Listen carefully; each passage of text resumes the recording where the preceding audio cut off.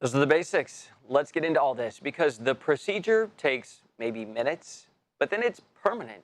Boys are never given a say in their own lives, in their own bodies. For many, circumcision is a religious practice. For most of us, though, at least in the U.S., it is purely elective.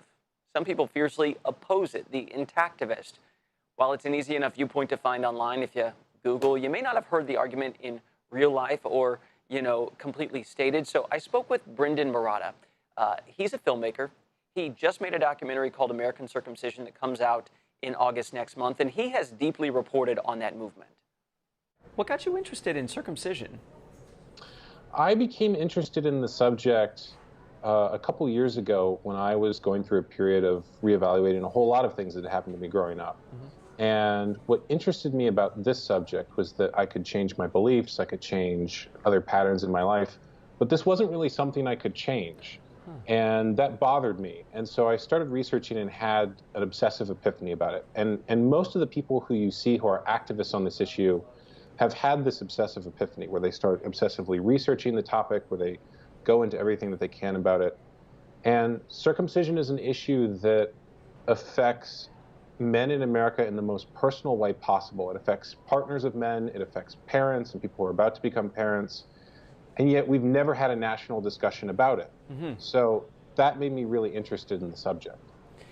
What were your major findings? Some of the biggest things that I found were that in the majority of hospital circumcisions, anesthesia is not used or has not been used in the past. I didn't know that.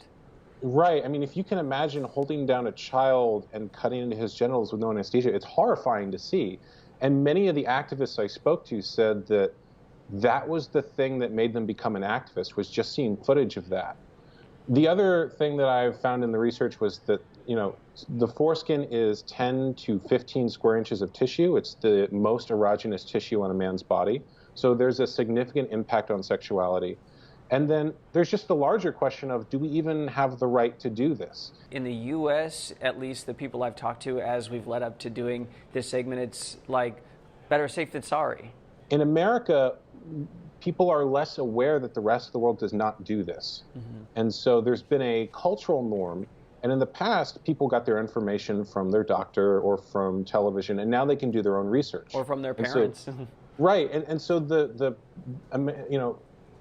American culture is changing rapidly on this issue. And even now you're starting to see more mainstream sources pick up the idea that this is actually a human rights debate, not a medical debate. At the end of the day, do you walk away with a feeling about this of whether Americans should rethink or at least critically think about doing this to little boys? Americans absolutely need to have a national discussion about this, and keep in mind that when they make this decision for their child, or if they even consider making this decision for their child, many parents just say, I'm not going to even think about that at all. This is something that's going to impact their relationship with their child for the rest of his life. Going forward, as this conversation does take a front seat in some other nations that we've seen, about whether maybe we should let men decide later on in their lives that that's what they want or not. Could you ever see something like that gaining traction in the U.S. legally? It's already gaining traction. I mean, in 2012, there was an attempt to ban circumcision in the city of San Francisco, and that initial legislation helped inspire things like the later Cologne ruling and the potential ban in Iceland and Denmark. So I think it's a possibility. And it's also something for parents to consider, because think about how much our culture has changed in 20 years. 20 years from now, when your son is an adult, he may have a very different perspective on this issue than you do. So I think that's really important for people to consider. And I would say, too, that the debate now around circumcision is whether or not human beings have the right to make their own choices about their bodies. And among young people, that's a very easily accepted position.